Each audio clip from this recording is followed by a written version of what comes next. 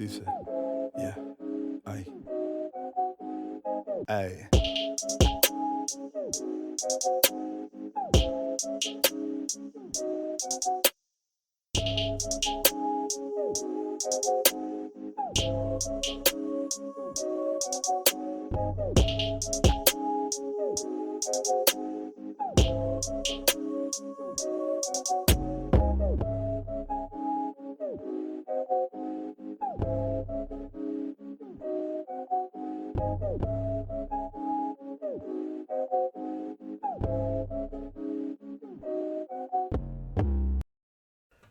Loneliness is one of those topics everyone relates to, but no one likes to admit out loud. And today's guest, Gabor Kadas, knows that feeling better than most because he lived it across continents. Born in Hungary, raised in London, then moved to Canada and the US. Gabor spent decades rebuilding his social circle from scratch every time he relocated. No internet, no easy way to stay connected, just a lot of solo years and the realization that the older you get, the harder it becomes to make real friends.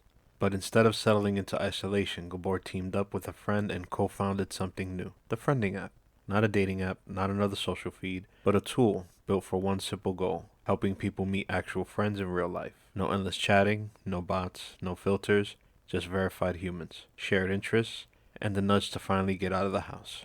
In this episode, we talk about why making friends has quietly become a national crisis, how COVID reshaped the way we connect, what shocked him most during the research process, and why your mind and your body both pay the price when connection disappears.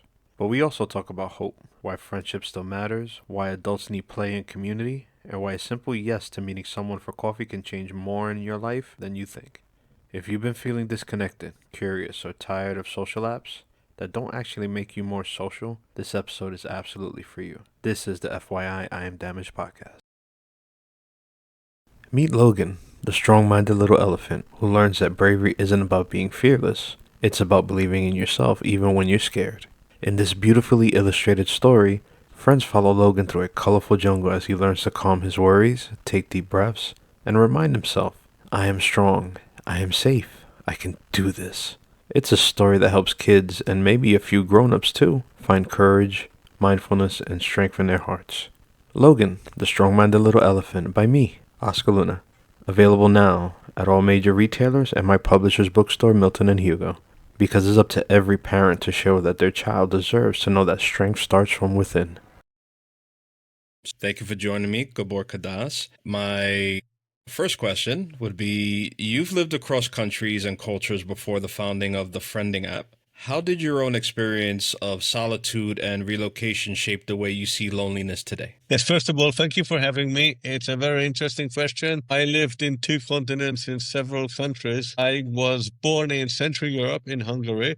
I grew up in London, UK. So went to school there, went to university there. After university, I moved to Canada. 5 years later, I moved to the US. I've been here about 30 years. And I am 60 years old. So when I was a teenager or school, even university years, there was no internet. So it was more difficult, or I should say impossible, to keep in touch with your schoolmates, school friends, etc. So as a result, I spent a lot of time alone because I moved to Canada, didn't know a single soul. Then I moved to California, same thing happened. And it is very difficult the older you get to actually find friends. And actually, some research showed that after about age 28 is becoming even more difficult. And also because I always work from home, which I'm fine and I like doing that. But the disadvantage of that is I don't have a social work environment. So imagine perhaps, 20,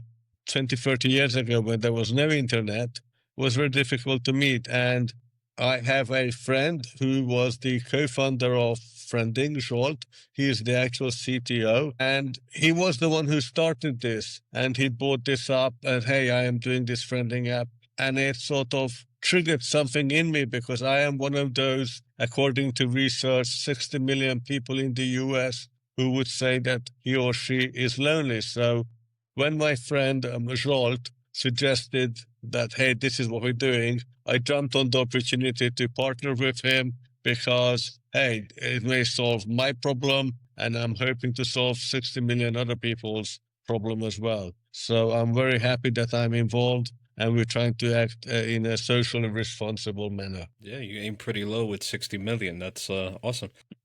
But that's what we're aiming for. Nice, nice. And I hope you double, triple that. When did it first hit you that making friends had quietly become a real social problem, not just an awkward phase people grew out of? It's interesting. When we started doing development, we started doing some research to see how the app would potentially do, what would be our target audience. And what surprised me, A, is the number of 60 million. And I think that it is understated because people are shy, perhaps, to admit, or even perhaps don't realize themselves that they're alone. Or if they do, they blame them. So they're not going to say, hey, I'm part of this nerd group or whatever group it happens to be. So I think actually the 60 million is a low number. And what surprised me perhaps even more, not being a medical professional, I have a computer science degree, is that the effect it has not just on your psyche, which I could understand go to depression, whatever, but it has impact on your blood sugar. It has various impacts on your physical well-being, which I did not think could happen because we're talking about a mental state, and that mental state translates to some physical effect as well. So that was the biggest surprise or the biggest takeaway for me when I was doing that. It has a physical effect.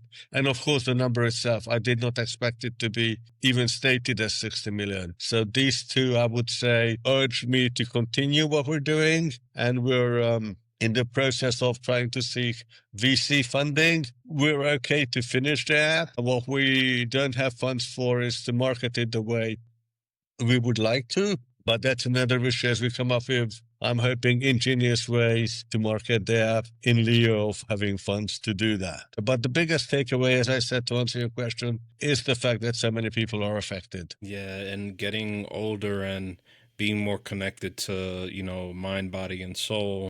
I did come to the realization too. It's like, okay, whatever is affecting my mind, I'm being aware of how it's affecting my body. And it was a big life change. It was a big life change to how I approach things, how I approach people, how I approach emotions and feelings, and how it affected me physically. So that I like a lot. I hope a lot of people realize that how you came to the realization of how your thinking does really affect your body. Yes. You said you avoided in-person socialization until vaccination during COVID. What did the COVID season teach you about connection, fear, and human contact? Several things.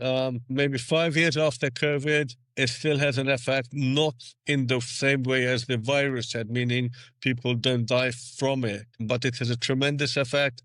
Personally, it was interesting because I have a 92-year-old mother living in Europe. So, even 5 years ago, she was 87, not a young age even then. So because I was alone and ordered my food or whatever on online websites, I had assumed that I would be the last person in the world getting COVID because I literally never met, I have not met a single soul for 6 months. But then I realized, because of the various travel restrictions at the time, that I need to get vaccinated. Should something happen to my mom, the whole process may be 4 to 6 weeks by the time you get your vaccination, and who knows if I would have that much time. So that's what prompted me to get the vaccination. And then the interesting thing was that society split into two groups. One who said that, hey, there is no way I'm going to get vaccinated. B, you should get vaccinated. And I am not, and those two groups would refuse to meet.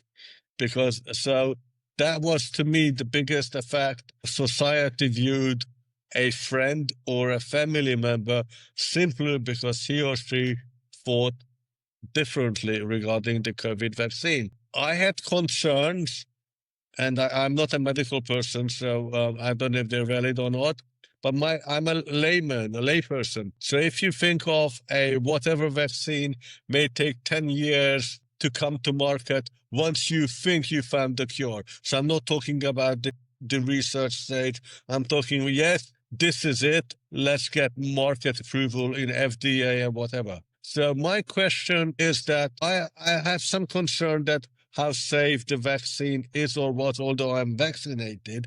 because something wrong with the system. If a vaccine takes 10 years to test and market once you have the solution, how come another vaccine come out in 6 months or a year? So there's something wrong. Either the system is false because you're taking too long to approve other things, or you skipped a few steps in this case. So I don't know what the correct answer is. I'm just looking at it from purely logical perspective, that something takes 10 years, something takes 10 months perhaps. There must be something wrong somewhere. As I said, I am vaccinated. What the side effects are, I think if there are any, this thing is long COVID, etc.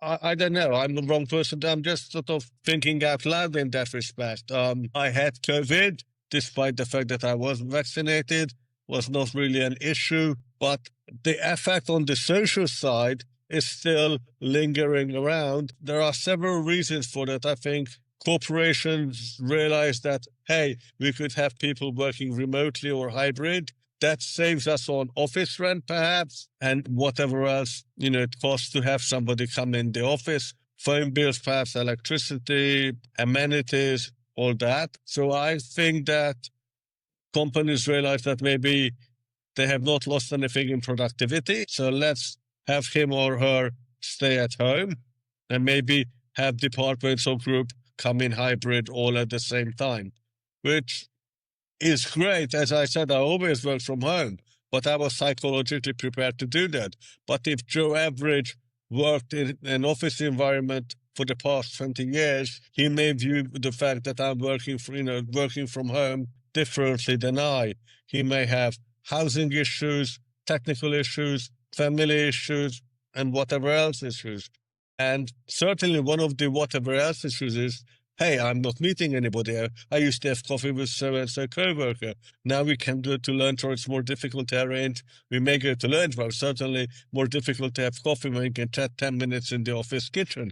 So it has a huge social impact on people who are working or used to be working in an office environment, suddenly find themselves at home. They may have small kids. Their spouse may be in the same situation, so they need to find 2 quiet rooms to work from. It's a very complex issue, and that's separate, I guess, from the loneliness, but it's certainly part of COVID and certainly part of the work culture, which got suddenly thrusted on people who had no intention in participating in the work from home environment. So COVID is here to stay, maybe not as a virus, but as a cultural thing. Yeah, I totally understand and agree. It was during COVID time, I was working for the fire department in New York, and I never got a chance to work from home.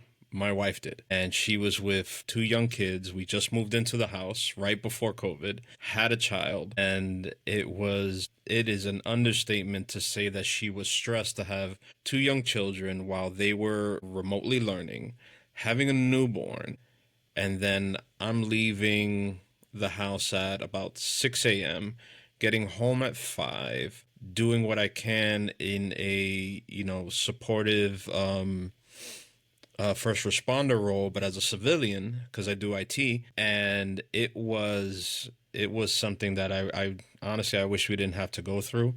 But it was an experience. It was an experience, and it shows how you have to come into support for those that are affected by it. And it was a test for a lot of people. And that you're not joking. That social impact, it was real. It was real. We had people trying to, I guess for lack of a better term, just like wheel and deal to be the first in line to get the vaccine, trying to talk to the higher ups, skip the line. And it was sad to me because I understood that everyone was worried. They didn't have the full picture on how it would affect, whomever. And you see how people maneuver in that type of environment, and it wasn't desirable. Yeah. And friends would just, I guess, look down on others who didn't think the same way and all that type of negativity. And it was an interesting time to see how people maneuvered socially through something like that, because we'd never been through it. Yes, I'm not sure if it's the last time, but we'll have to wait and see what the future brings. Hopefully, if it does happen again, which I hope it doesn't, people move a little bit better. Yes, they've learned from the previous experience. Yeah. and they'll have your friending app to fall back on, you know? Yes, but the friending app is different from the other app because all other apps, and I don't want to name any of the competitors, that would not be fair, dominantly dating app, and the difference is not that it's dating or friending, as I believe that all relationships start off with friending, may or may not move into the more intimate sphere. So to me, there's a huge difference, two huge difference. One comes from the other. In other apps, what you tend to do is chat with people, and their real objective is to keep you in front of your screen because there are stockholders and shareholders and whatnot. Basically, the share value depends on how many people are using your app. So it is not on their interest to actually really. It's a false thing that they want you to find a friend or a date, because if you do, you're off the app. And if too many people do that, nobody is using the app and their share value goes down. So it's a misleading app in the sense that they really, I don't think, looking for you to be successful in terms of finding whatever you're looking for. Friending, on the other hand, has no such desire. Friending, is not a public corporation, but putting that aside, its objective is to get you off the app because we're talking about real life meetings. So friending limits the chats to about 10. Within that 10 chat exchanges, one of you need to send a friending request to meet in person. And that is the key difference, meeting in person. So my objective is to get you, keep the app, yes, I'll talk about that in a minute, but get yourself and meet somebody in your neighborhood with the same activities. We have you in cards, meaning are you into that same activity? So, and also I will backtrack for a bit because other apps have an interest of having more and more people on there. They don't care that 20, 30, or perhaps even 40% are bot or fake profiles because those are quote unquote numbers that they can say that they have this many users. What we're doing is our logic is totally different. We've actually partnered with a third party application called Persona. What Persona does is it verifies each individual with a government ID and a selfie. So the benefit from a user perspective, if I am saying that I'm a young, cute blonde, I am a young, cute blonde, or a cute guy, or whatever you happen to be into. So as a result, people may shy away perhaps initially because it's more of a hassle. But I think tables will turn when they realize this is the only app where there are no bots and fake profiles. So it is a very safe, because we need to create a safe environment because I'm meeting you in person. So let's say we meet in a coffee shop to discuss, perhaps, I was looking for a tennis partner. So let's say we're in a coffee shop trying to get a feel for each other's game or whatever, and you feel uncomfortable. You could actually tap the screen of the phone 3 times and one of 3 things will happen. It is default values, the police will come because we know where you are because of your phone's, signals and stuff. The second alternative, you set it up so a friend will come and get you. The third alternative is that anybody in the neighborhood with a friending app will be sent a push notification and hopefully somebody will come and help. Because the only way you can become friends with friending is if your phones were next to each other. That is the only way to prove that you have actually met. In my world, being 61, you meet your friends in real life and not just chat like or any of the other current social media. So to me, the basic key difference is you meet in person and you get verified. And these 2 features are the ones that set friending app as an app apart. And the other thing is because it's a friending app, as I said, perhaps you meet in a coffee shop. From about 2 weeks' time, we'll be actually selling coffee, the friending coffee, in the hopefully on Amazon as well, but certainly on friending.com's shop. And the cute thing about that coffee is that there is a unique QR code on every single packages. So if I want to say thank you for the podcast, when I purchase the coffee, I type in the message I want to go with that packaging, And when you get your coffee, you need to download the app if you don't have it, scan the QR code, and the message I sent to you will appear. You don't need to register, you don't need to log in. So it's a very unique way to send fun coffee and later on other merchandise as well. No, that's awesome. Interesting question though. Will you and your team do something to, in case someone uploads a kind of touched up AI photo, or you kind of tell people, hey, look, we would rather you upload, yourself, or do you have something that would detect that, or you just kind of shy them away from saying, hey, look, that's this, we're looking for friends and you're looking for connection and everything that the friending app puts forward? What is your view on that? The good thing about it is that because you need to be verified, you need to put up a selfie and that matches up with your government ID. And that selfie is going to stay on your not application, Profile? I guess, but on your profile. Okay. Yes, on your profile. So you may put up AI-generated versions of yourself, but the true you, quote unquote, that you cannot change or remove, because that's what we use to verify. If you could change that, you could become a cute blonde, and we certainly don't want that.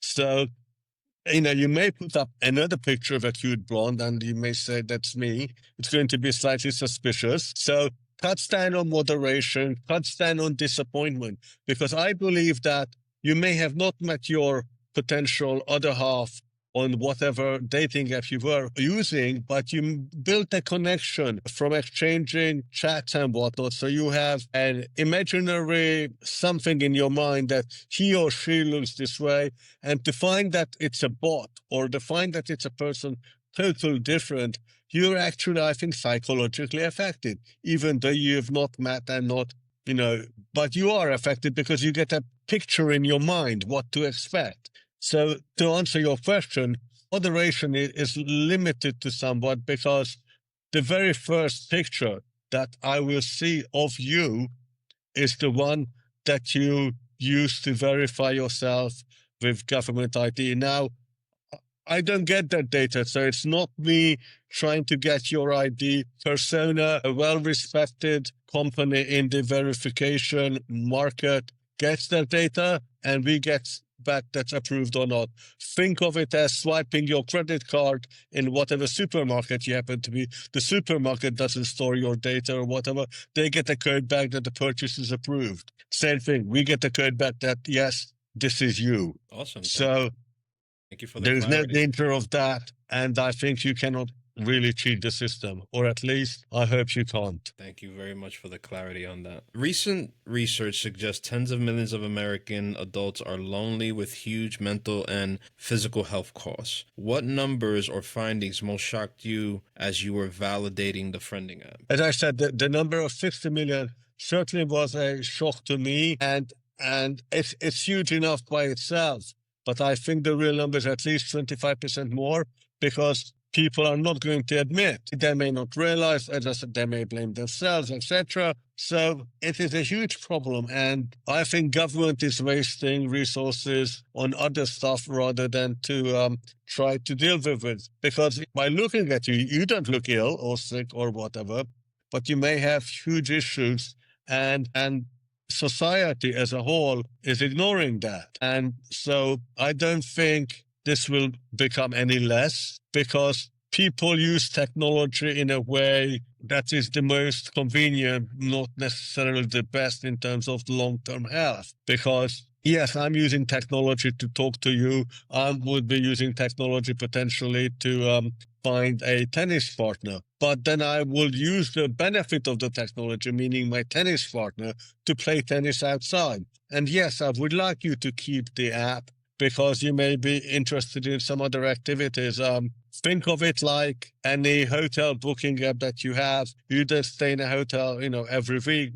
People, at least judging from myself and the people I talk to, they tend to use whatever they use. They keep it on their device. When it becomes necessary to use it, they turn to that app and book their hotel room. Same thing with friending. We encourage you to keep it on your device. Doesn't mean that you will use it every day. But certainly if you're interested in expanding your friend circle, you have it. I also want to stress that at some stage, there will be really a nominal monthly fee of $5 or $50 a year. Judging that you can't even get a cup of coffee these days for $5, I don't think it's a huge expense, $50 a year to have an app. And if you're looking for a new activity, new friends, it will always be available. And it's iOS only at the moment. No, that's There will not. be an Android app as well. I was gonna ask you that. I checked it out. I'm like, wait, I was gonna download it just to check it out. I'm like, man, I'm an Android guy, so I Okay. said, wait, it's only for iOS. I'm like, oh, okay. Like, we got to talk about this. Yes, it's a question of funding. Any VCs are listening. Most of that would go on marketing and the Android app. And that's a fair price point. And I kind of think it just came to me when you saying, yes, you may want to revisit it. And to me, if you aim to be an eclectic person, you have to have eclectic friends. And it's great that you can find somebody and test the waters and see what's there, and who knows which new friend is around the corner. And to do that with the friending app, I think it's perfect. And we're building a community here. So keep in mind that at the moment there are a limited number of users, but and we're not charging for it at the moment either. Probably sometimes in December we will start verifying people. At the moment we're not. So we'll start verifying people in December, which costs us money, which we're okay with, up to a certain stage. But once it becomes hopefully used by too many people, that expense will rocket. And that is when we'll actually introduce the $5 monthly fee or the $50 annual fee, because we do need to verify people, and that costs money eventually. So please be patient with us. Please let us grow, because I do believe we are serving a good purpose here. Absolutely. I think so. And that's one of the reasons why, once you approached me for the interview, I mean, it's perfect. Like I said, I was looking for someone about social isolation with doing that festival that I did. And, that was one of their key points about social isolation after the pandemic.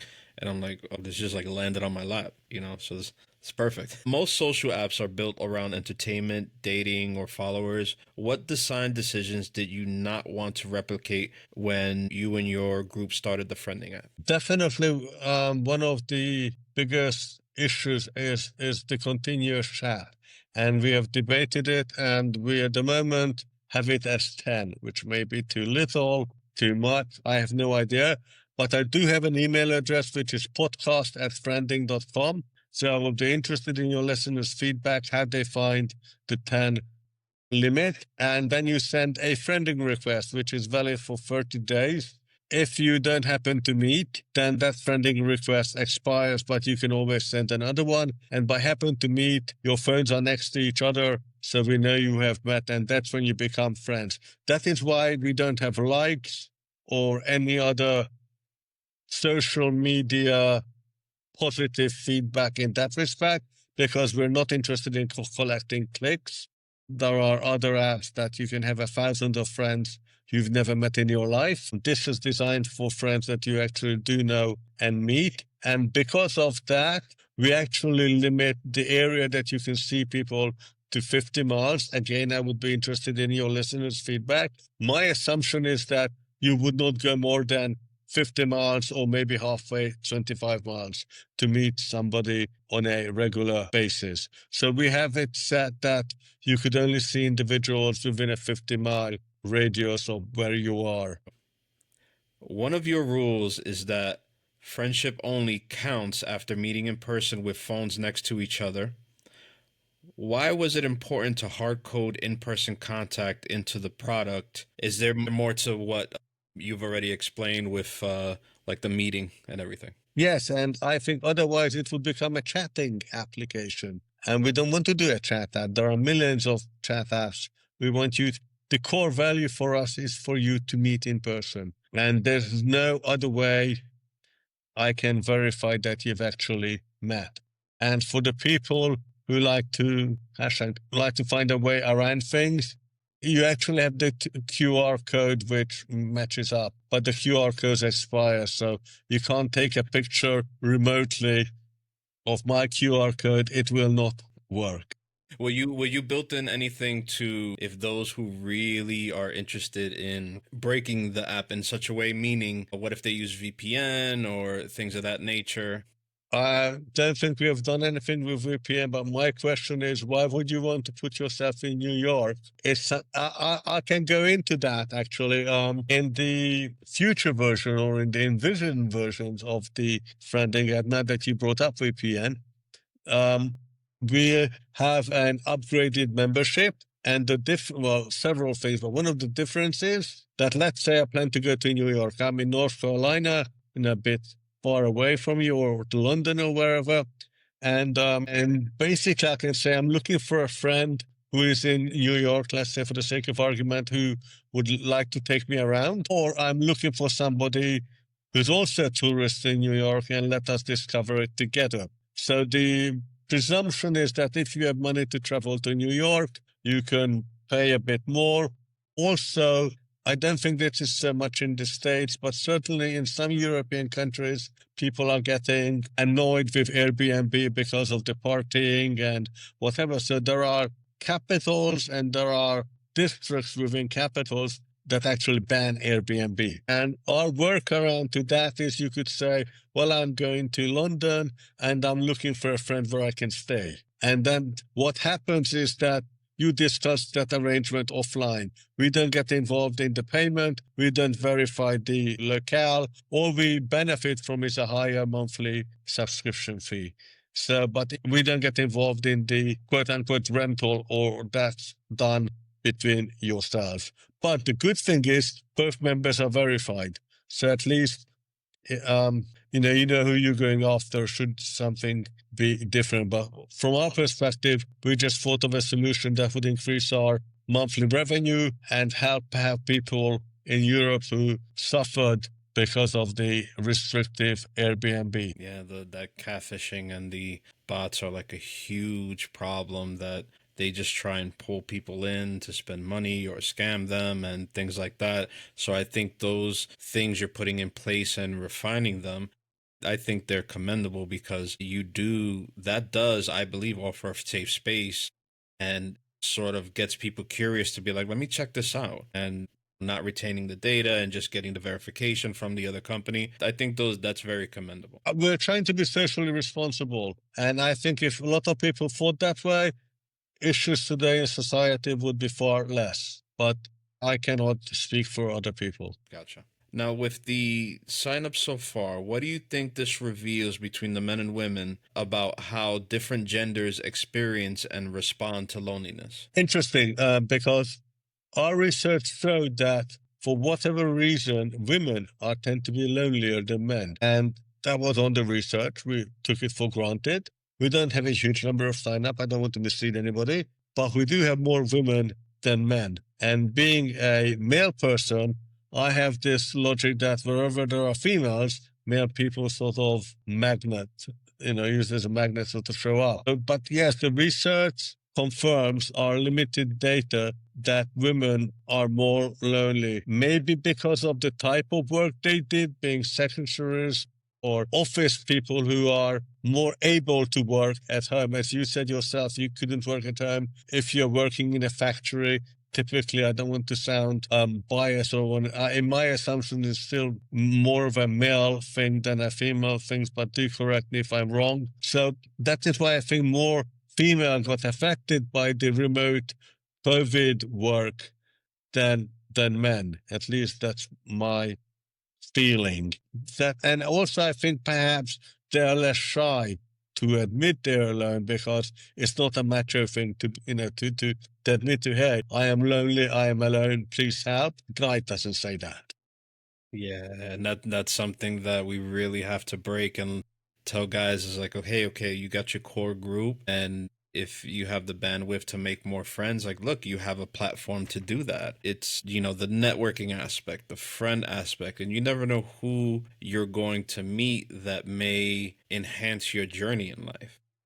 Absolutely, yes. Now, for someone listening who feels isolated but intimidated by putting themselves out there, what is one low pressure step they can take, online or offline, within the next week? What do you recommend? Basically, our app is in beta version, so you're more than welcome to download that. And also, there's no pressure because you're not looking to meet the love of your life. You may end up meeting your love of your life, but you're not sort of under the pressure of, gee, will I meet this person or not? So it's a more relaxed environment. It is based on where you live, so hopefully that person is not too far from you, and it's based on common activity, be it having coffee, discussing a movie, a book, whatever sports activity you like. I mean, the long-term aim for this project is, let's say you're playing volleyball on the beach and some team member didn't show up, so you're looking for a pickup. In an ideal situation, you could send out a request, a push notification to everybody who is in the neighborhood who put down sports as volleyball, beach, whatever other keywords you have. It is the digital equivalent of spouting out, hey, is anybody interested in joining the team? And if things go out, and then hopefully somebody is there within 5 minutes. So that's the sort of social aspect we're looking to reach to help people. And no other app does this. We would send a push notification to everybody who's interested in a 2-mile radius, let's say, or 3-mile radius, whatever. And somebody responds and shows up in 5 minutes. I don't know of any other app that's capable of doing that. So do what you enjoy and try and get out of the house. Absolutely. Because as long as you stay in the house, nothing will change. Putting a few more likes, clicks, whatever, is not going to improve your life. What's that saying? That it's insanity to do the same thing but expect a different outcome? Yes. It's like, go out, do something, switch it up a little bit, join the app and see who's out there. Everybody relates to being alone. Let's relate to doing something. Let's find like-minded people. And, that's great that this is, out there to use. Well, something else. I mean, human beings were engineered to be in groups, even as cavemen. Nobody slept alone in a cave. You form groups, families, tribes, whatever verb or word you're trying to do from day one. You were always with someone. And somehow the last 30 years, you think that technology can undo your genes, and by clicking and liking and all the rest, suddenly you don't have those social necessities, And internet is a young thing compared to humanity. So if you, for the past number of million years, you needed somebody, trust me, you need somebody today as well. Absolutely. I completely agree. Now, if you could change one belief people hold about making friends as adults, what would it be? Put yourself out there. Don't be afraid to get no, disappointed, especially on friending where it is safe. You may not get on with the person, his tennis may suck or whatever, but at least he's who he says it, and it's safe because A, you're in a public place, B, you know who you're talking to, C, if you're uncomfortable, you can tap the screen and there will be help there hopefully soon. If you are trying to change your life, do something about it. And this is a inexpensive, safe way to find somebody who has the same interests as you. Received. Now, looking ahead a few years, how will you know that the Friending app has made a real dent in the loneliness epidemic? What outcomes would tell you this is working? I guess if people sign up, it's only one thing, which we're definitely, as I said, looking for. But what we're even more need of is people stay there and choose activities. And we would like our app to grow, but if it only to grow, meaning we would not like people to leave. Other apps may have, I don't know how many users, because there's approximately same number of users leave. We don't want the app to stagnate because I believe that there's always room for more. You always have room for more friends. And it is not a dating app where once you found somebody, you're happy and, you're a decent guy, so you're not looking to cheat him or her. This is a friending app where as you grow, your interest changes. You may want to experiment with a sport that you have not tried, speak to somebody who has experience in this path, learn it together, or ask him to help and show you how to do it. People evolve, and your activities evolve as you grow up and change. Also, part of the reason for this epidemic in the US, other than COVID, is people move around. You change jobs. You were very comfortable in the New York environment you were. Suddenly you moved to California. And that's how life is, especially in a huge country where people move dominantly because of the work or school or whatever. And that's sort of a constant in the US lifestyles for many people. So you may have friends here, but then you move from your safe environment, safe in the sense that you know people, to somewhere completely different. I am in North Carolina. A year ago, I was in California. Now, have you guys done this already, or do you plan on, I guess, sponsoring gatherings, get-togethers, or kind of like intimate circles to forward the message of the friending app to other individuals? Yes. What other thing is growing in the US, which you may or your listeners may or may not be familiar with, is something called speed friending. For those of you who are unfamiliar, perhaps you're more familiar with speed dating, where in a nutshell, you talk to somebody, let's say, for 5 minutes, and if you both like each other, then it's a match, and then you figure out what comes next. So in an hour, maybe you could talk to 12 people, see who you like and who you don't like. We don't plan to do that. But what we are planning to do is have another app, companion app to friending, come out in Q1, probably later part of Q1, that's specifically designed for speed friending organizers. So what we plan to do is you can advertise on our website, because our website is friending.com. So speed.friending.com is a great way to advertise your speed friending. We plan to offer the ability to the person who's looking for a friend to pay for that event. We would generate the QR ticket and basically take some money, but give the rest to the person who's organizing the speed friending. So we actually take care of registration, and you could also have a separate profile for that speed friending event. So because you would need to register on friending, and you may have your regular registration, but if this speed friending is about cheese lovers, coffee lovers, whatever, you can specifically highlight what type of coffee or cheese or whatever you like. So each speed friending organizer can have a unique questions that they want answered to, and that profile will only be live during the event if you registered. So we plan to help speed friending organizers, and if you Google speed friending, even in New York, there are hundreds happening per week. So that's what we plan to do. That is how we plan to have local people, because we would approach various speed friending organizers, maybe in New York and in California, but the people who show up in California are only for Californians and the others for New York.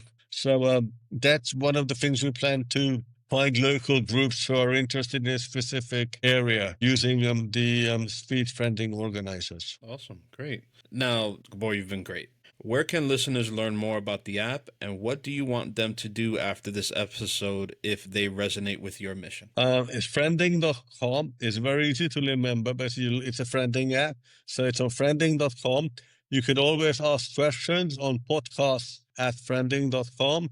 I encourage you, if you have an iOS device, to download the app. I also encourage you to look at the shop, depending when this podcast goes live. The coffee should be available from about late December. Really unique and nice packaging. And this is the only coffee where you can send a message to a friend. So basically, you type in your message, that bag of coffee or box of coffee gets generated with a very unique QR code that contains your message. People read the QR code, the recipient that is, they have the app, then the message appears. If they don't, you don't need to register.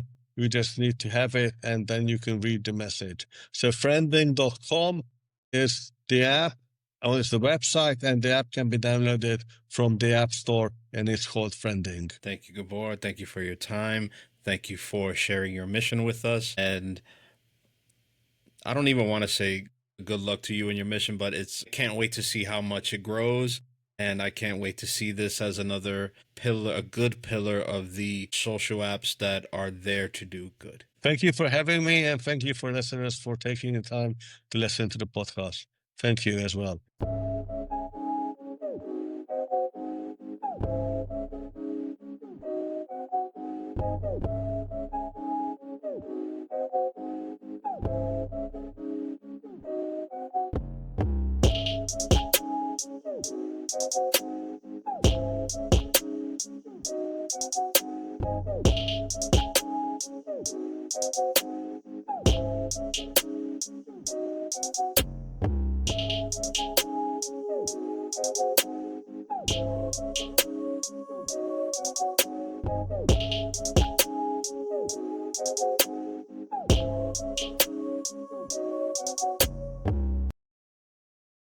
You probably felt something during this conversation. Maybe a recognition of your own loneliness, or maybe relief that you're not the only one who finds friendship harder as life gets busier and more complicated. And that's exactly what Gabor wanted people to understand.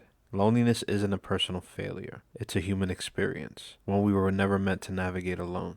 He reminded us that connection is not optional, it's biological, it's emotional, it's physical, and when we ignore that need, our entire system feels it. From stress levels to sleep to the way we show up for the people we love. But he also reminds us of something lighter, more optimistic. Making friends doesn't have to be dramatic, doesn't have to be intimidating. It could be as simple as exploring a new buddy, grabbing a coffee with somebody nearby, or trying an app built for genuine connection instead of endless scrolling. And if you've been stuck in the same routine, wishing things felt different, this is your sign to switch it up. Say yes to the tennis partner. Yes to the walking buddy. Yes to the person who just wants someone to talk to for 30 minutes. Your next friend might be one small action away. Until next time, stay curious, stay open, and remember, life moves forward when you do. And sometimes all it takes is one connection to change everything. Adelante, siempre por tu mente. This is the FYI I Am Damaged podcast. Meet Logan, the strong-minded little elephant who learns that bravery isn't about being fearless. It's about believing in yourself even when you're scared. In this beautifully illustrated story, friends follow Logan through a colorful jungle as he learns to calm his worries, take deep breaths, and remind himself, I am strong, I am safe, I can do this. It's a story that helps kids, and maybe a few grown-ups too, find courage, mindfulness, and strength in their hearts. Logan, the strong-minded little elephant, by me, Oscar Luna. Available now at all major retailers and my publisher's bookstore, Milton and Hugo. Because it's up to every parent to show that their child deserves to know that strength starts from within.